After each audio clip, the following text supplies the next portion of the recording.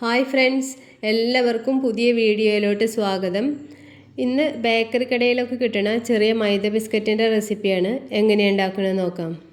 2 cup മൈദപ്പൊടി എടുത്തിട്ടുണ്ട്. ഇതിലേക്ക് ഇനി ചേർക്കേണ്ടത് 1/2 കപ്പ് പഞ്ചസാര പൊടിച്ചതാണ്. പഞ്ചസാര പൊടിക്കുമ്പോൾ അതിൻ്റെ കൂടെ 2-3 ഏലക്കായ കൂടി ചേർത്ത് പൊടിക്കാം.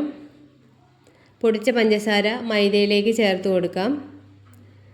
2 ടേബിൾ സ്പൂൺ നെയ്യ് കൂടി ചേർക്കണം. ഇനി ഇതെല്ലാം കൂടി മിക്സ് ചെയ്തെടുക്കാം. കൈ വെച്ച് തന്നെ മിക്സ് ചെയ്യണം. മൈദയും പഞ്ചസാരയും നെയ്യൊക്കെ എല്ലാ ഭാഗത്തേക്കും ഒരുപോലെ എത്തുന്ന രീതിയിൽ മിക്സ് ചെയ്തെടുക്കാം. ഇനി ഈ കൂട്ട് ചപ്പാത്തിക്ക് മാവ് കുഴക്കണ രീതിയിൽ കുഴച്ചെടുക്കാം.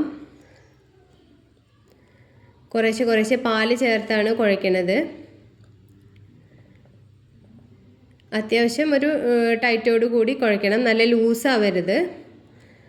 ഇനി ഇത് അടച്ചു വയ്ക്കാം ഒരു 10-15 മിനിറ്റ്. 15 മിനിറ്റിന് ശേഷം ഈ മാവിനെ 1-2 പാർട്ടാക്കിയിട്ട് പരത്തിയെടുക്കാം.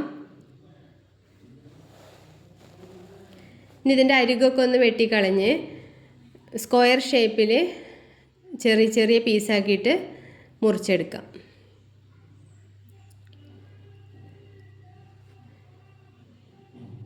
മുറിച്ചെടുത്ത ഈ കഷ്ണങ്ങൾ ചൂടായ എണ്ണയിലിട്ട് വറുത്തെടുക്കാവുന്നതാണ്.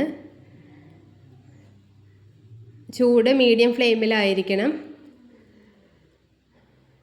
വീഡിയോ ഇഷ്ടപ്പെടുകയാണെങ്കിൽ ലൈക്ക് ചെയ്ത് സബ്സ്ക്രൈബ് ചെയ്ത് സപ്പോർട്ട് ചെയ്യണം. Thank you.